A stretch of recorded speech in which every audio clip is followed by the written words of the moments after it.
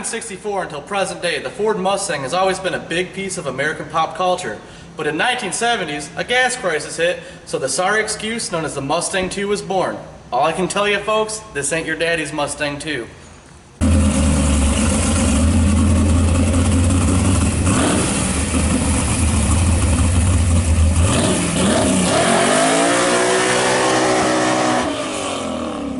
So I'm here with Tony, and he's going to tell us all about his 1978 Cobra II. Hi, I'm Tony. This is my 1978 Mustang Cobra II. This is the very first car I ever really had that was worth anything, and it was the first thing I ever bought on credit.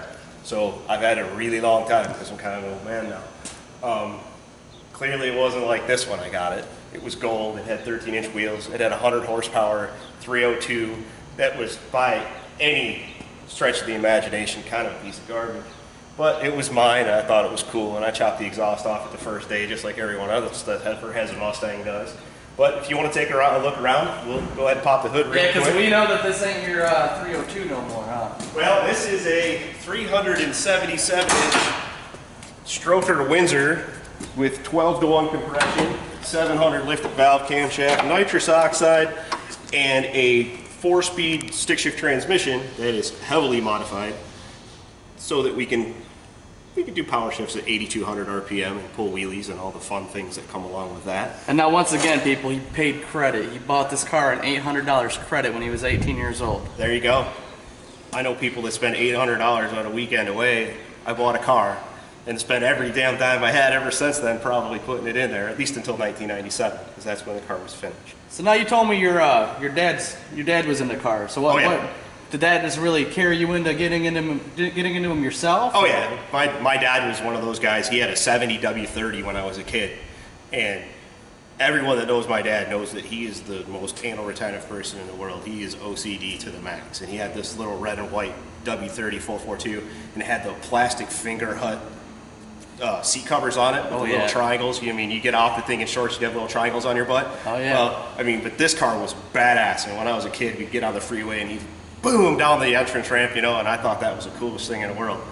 I always thought I'd have an Oldsmobile, and then I kind of fell in love with Mustangs, which didn't quite get me excommunicated from the family, but I sure thought it was gonna. Hey, well, different strokes for different folks, right? Yep. Now you got a badass ride. And there you go. And if you kind of pan this way, that's my dad's car, and it's a Survivor. That's a 77 442. I wish he'd have kept the 70 because that one ain't fast. But hey, here we go. There you go. So another, kind of follow me around here. You can see that the back end of this car is clearly not your 13-inch tire E78 rubber in the back. There's 18.5 inches of Mickey Thompsons to try to keep the thing under control. But if you saw the burnout video, you know that it doesn't quite do that. The slicks, it'll pull wheelies, but like that it will. Car gets driven pretty much all summer long. I don't believe in garage furniture, so. Hey, well, that's why we're friends now, Tony. Yeah, I don't believe in garage furniture either. Yeah, she gets beat, so this is what it's all about. We're going after the people that want to drive their cars. They're building their cars. They have stories behind them. That's what it's all about. So I'm Tommy Gunn, and this is Tony. We approve this message.